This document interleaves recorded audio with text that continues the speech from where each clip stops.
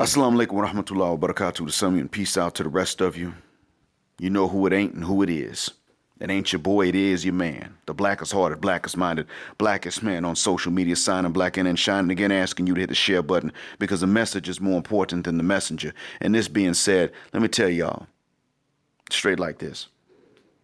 Celebrities aren't really worth me mentioning except as examples. The reason I'm going to mention these two celebrities is the same as the reason that I mentioned Will and Jada, and that was because they were a famous example of a widespread pattern. And this pattern was that when men cheat, they are told to take accountability. They're not allowed to evade blame, nothing like that. They got to say, yeah, I cheated, I'm a dog, whatever the case is. When women cheat, they're allowed to evade accountability. And the same ladies that are telling men to check each other will say, yes, yes, and encourage someone like Jada to avoid blame and evade it. They're not playing these games.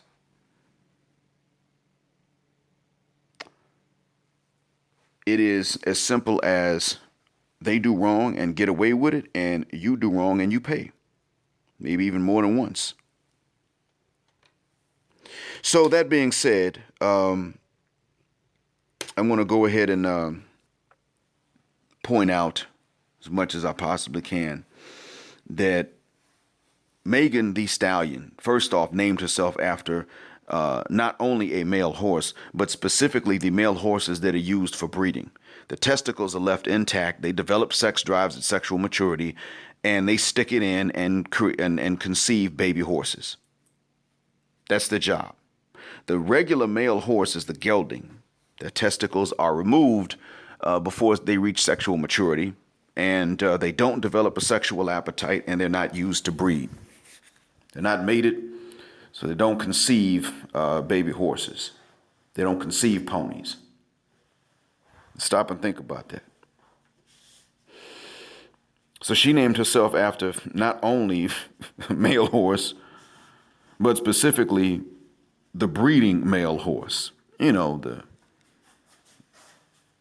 the one that gets all the horse vagina and conceives all the ponies and doesn't stick around to raise them, because when he's done busting a nut, they lead him off to the next mare. That's how it works. And she named herself after exactly that. That's the first thing I want you to understand that went on at the subconscious level. And that's largely because a lot of us love to use words outside of their proper and intended meanings. We were the ones that came up with that as a whole, as a community. Oh, that's a stallion. Oh, really? Because she got a big old booty that you want to tap. You name her after a male horse with a ding-a-ling bigger than a human forearm? Really? Okay, dummy. All right. So,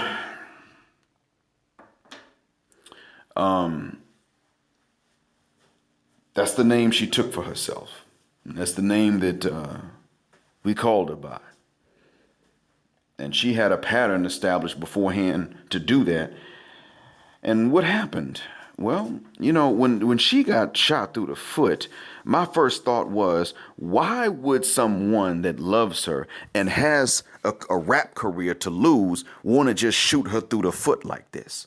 But you know, I didn't say anything based off of purely speculation. I simply thought in my own head, if I was a rapper, I'm not pulling a gun and shooting a woman I'm supposed to be with through the foot unless it's self-defense or to protect someone else. So now it's out that at least two witnesses say that at that party she got to whooping on him because a woman was flirting. I think it was one of the Kardashians or Jenners. Somebody was flirting with Tory Lanez. So what did Megan Thee Stallion do? She didn't go up and hit the smaller woman. I mean, she's bigger than most men. She didn't go up and hit the woman. She went and started hitting the dude. Now, what's the reason? If she hits the woman and the woman shoots her through the foot, you see, then that's self-defense clearly. She walked up and started hitting Tory Lanez, according to the witnesses, and then he pulled out the gun and shot her in the foot. She did this.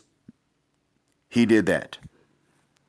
Now, because it was a man that shot her through the foot, or should I say through the hoof, based on what she calls herself, she got the nerve, and she got the nerve because she can get up and tweet that black men don't protect black women. Like I've said before, in many societies, men will protect women from harassment. But I used to wonder, like, what's the reason? Well, see, that's because there's an understanding that everybody's sister is safe. Every lady is safe. So that means that the ladies to whom you are related, if they're away from you and they get harassed, they are entitled. You'll do the same thing for someone else's sister. That's where the understanding comes from. But there's also something else, too. And that is that, as I said in my last one, the ding-a-ling ain't free. And when you're harassing a woman, you're offering her free ding-a-ling like your junk carries a negative value. It's understood. Everybody knows women ain't about to come out no cash for some penis. I get it. They can't. They can't wrap their minds around the fact that it might actually be worth something in the way of cash. But hey, what about submission? Or cooperation, as some of us like to call it. Whatever the case is. A man having authority over you. Especially since he has to have some cash to get the ass.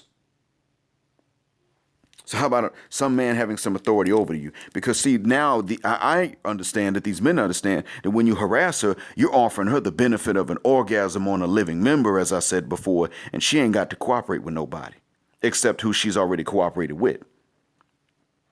She can go home to dad. But you know, dad spoils daughters a lot. She can go home to her brothers. Brothers may or may not spoil their sisters.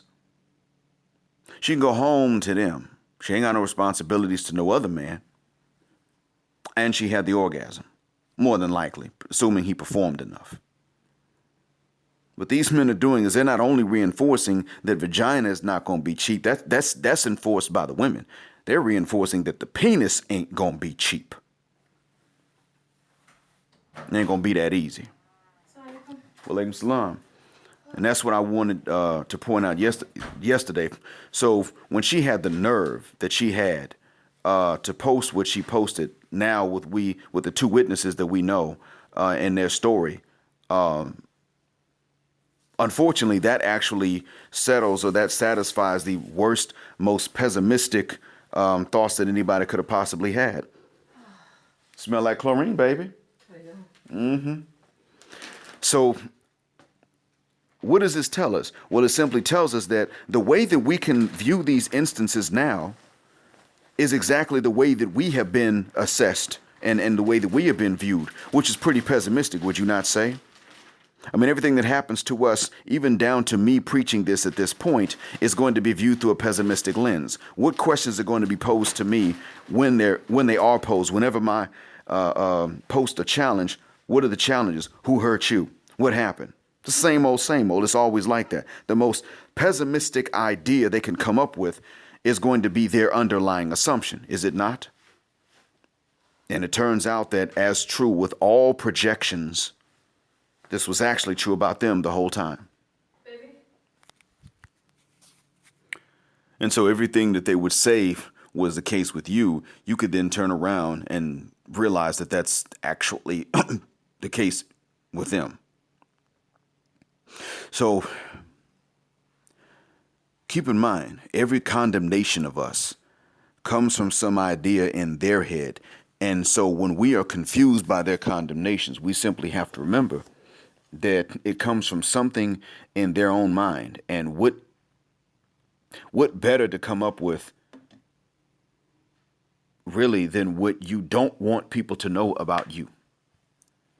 What better to turn around and point a finger and accuse someone else of? I mean, really, in all honesty, it's like you killed someone. Maybe it wasn't murder, maybe it was an accident, but you killed someone, and you don't want to sit up and say, look, I wasn't trying to hurt this person, but you still killed him. So what do? You sit up and you say, oh, I noticed that you drive like a maniac. You probably the one that killed that person they never could find the killer for. Seemed like you would have been the one to do it. You drive like it. or you got a problem, you got an explosive temper. Must have been you that did that. And that's exactly what's happening with us, gentlemen. We don't protect them. She needed to be protecting him. From what it sounds like. I mean, the witnesses said that someone flirted with him and she hit him for it. And me sitting up saying that based on the witnesses, based on their story, he should have shot her probably even in the leg so she could not have even driven. I would be considered all kinds of non-gentlemen and uncivilized and low-life, dirty bastards and everything else. And what's the reason for that? Well, because simply put, it's the same reason that she can hit him. She can hit him because, well, she's a lady and he's a man. And that's all it takes. And that's the same reason that if she had shot him, everybody would have said, what did he do? Why did she shoot him? He shoots her. We got to wait until two witnesses come out and say, well, she was hitting him because of what some lady did with him, flirting with him. And I can tell you, gentlemen, I love being a black man over here in the Arabian Gulf. At this point, I would probably have been depressed into an early grave if I had to stay in the West knowing what I know and being a black man. I don't think I would have been able to survive that kind of grief and depression. Because really, gentlemen, you are being truly demonized over there. And the thing is that some people here, it's not highly discussed really, but some people here even understand what you're dealing with and they feel bad for you. I mean, there's some people here that don't get it twisted. I mean, there are a lot of guys here that they just simply say that racially speaking, our women are the ugliest in the world. That does exist. They don't hate them. They just say that they're just the least attractive women in the world, period. There are guys like that. I sort them out because they're coming from somewhere else. But there are others out here that say, you brothers, or as they call us, uncles, without any harm meant, with no insult meant. They're saying, you brothers, y'all got to really deal with some stuff over there. I mean, even, black Khalijis, even black Gulf Arabs feel that way. Like, dang, y'all got to really, is that an attitude for real? Yeah. Yep. It ain't every last one of them, but it's very easy to find that. Because the ones that have that attitude are most of the ones that are single. Yep, it's out there. You're going to come across it. Doesn't matter what the percentages are. It's 100% of the ones that are available and out there looking. That's what you're going to come across. That's it. That's all there is. And that's why I say that, this is a mean thing to say, but some might say, well, why was she, if she can't respect him, why was she with him? First, the question needs to be asked, why could she not respect him? That's the first thing that needs to be questioned. Why is she incapable of respecting him? Okay, so he's 5'4", she's 6 feet, he's 5'4", she's 200 pounds, he's 120. So why could she not respect him? If she was the size of 10 men, she still would not respect anybody that was not bigger than her. It doesn't matter if she was the biggest person in the entire globe, she would not respect him. And this is something that needs to be kept in mind. And that's because of the socialization. See, Megan Thee Stallion is Boom Shika, Bonquisha, and Sapphire when it comes to that, because that is really the only socially acceptable way to view men in their society amongst the gynocrats and the matriarchs. If you don't view men that specific way with a very very not high standards beyond that, just a very tough scrutiny that assumes the worst and judges and assumes pessimistically, you get vilified for it by the others. You're not to do that. You are to make the worst assumptions. No, he doesn't have this much money because he's a bum or because he's stupid or because he's no good or he's lazy. It has to be that. Not, well, most men in the world don't make that, and black men in America were not brought into America in order to make that kind of money. So That's why. No, that's none of that. When I was coming up, actually, I remember playing a basketball game, and one of the girls told me that the girls were talking about those of us that didn't win. It wasn't because we were into other sports. It had nothing to do with that. No, she said they were bad mouthing everybody that did not win because they were making the most pessimistic assumptions. Because you just weak. You just ain't as much of a man. You ain't got as much testosterone in your muscles. And your dick's probably smaller. I kid you not. She was telling me how she got disgusted by that. But we were kids. You know, we were teens, young teens too. So I didn't really think that much of it. I figured, well, you know, we'll outgrow this at some point. And you know what? To a certain extent, that's not what's happening. And that's why she felt like she could get on Twitter and tweet exactly what she did. We don't protect y'all. Black men don't protect black women. Well, you know, let me tell y'all something about protection right quick. A silverback gorilla is under less pressure in a rainforest, protecting his band, his harem, and his kids than a black man is trying to be with one sister in the U.S. because protection is mostly, as Dr. T. Hassan Johnson said, is preventive. The protection begins when, amongst most human beings, it begins with the safe environment. That's where the beginning of it is. So you see, even if you were to take us back to all of us back to a rural existence with lions and stuff out in the wilderness, and we built walls and fences that kept the predators away at night, and we had fires going. And this was the safe environment within which the men, the women, and the children were safe. And the kids could play at night. And the women could sit out and watch them at night. I kid you not. Everybody else would look at the men and say they provided a safe environment. Therein is the protection. Everybody else would see it that way. It is not the black woman. It is specifically the Western black woman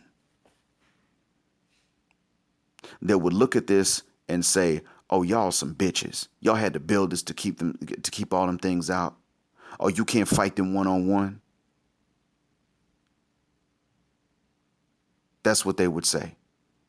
Like you're wrong because you can't single-handedly, barehandedly defeat a tiger. Forget the brains to create a barrier past which they can't get and a repellent fire over which they cannot overcome their fear. No, shuck that fit. It's like they're pretty much sitting up and saying, how dare you use your brain and call that protection? No, you need to take these weapons and your arms and your muscles and your bare skin and protect me with that, or you ain't no man. I kid you not. They're judging human males by animal brute strength. And everybody else is looking at them and saying, damn, they're stupid. And that's why I sit up and I say, gentlemen, those of you that are pro-black can do nothing more pro-black with your DNA than to take it and deny it to the Boom Chic and the Bonquisha and the Sapphire. Because the instability of the family structure is not in spite of this. It is because of this. I just hope that one day it won't be true anymore. In the meantime, until that day, I hope it helps what I said. Thanks for listening. Assalamu alaikum.